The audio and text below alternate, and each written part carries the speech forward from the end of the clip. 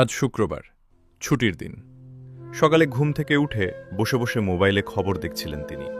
চারদিকে শুধু দাম বাড়ার খবর, কিন্তু মানুষের কষ্টের কথা শোনার মতো কেউ নেই।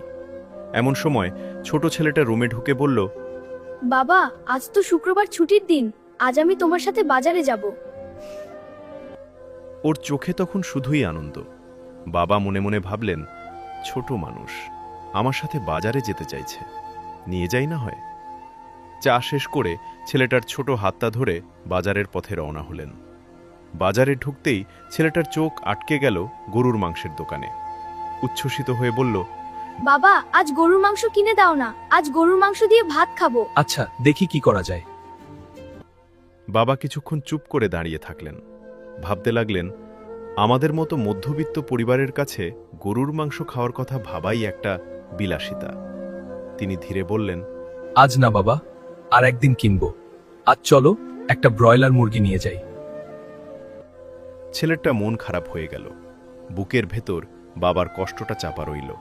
তাই তিনি বললেন, বাজার থেকে ফেরার পথে তোমার পছন্দের চকলেট কিনে দেব। চকলেটের কথা শুনে অবুঝ শিশুটি আবার হাসল।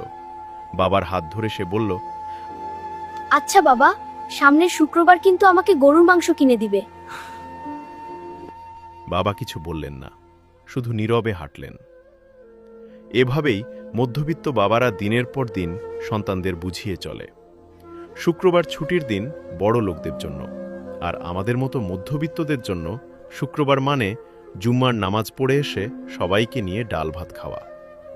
এই সময়ে মধ্যবিত্ত পরিবারের কাছে সব দিনই সমান। বিডি পকেট স্টোরি চ্যানেলের এই ভিডিওটি কেমন লাগলো কমেন্ট করে জানান। ভিডিওটি ভালো লাগলে সাবস্ক্রাইব করতে ভুলবেন না।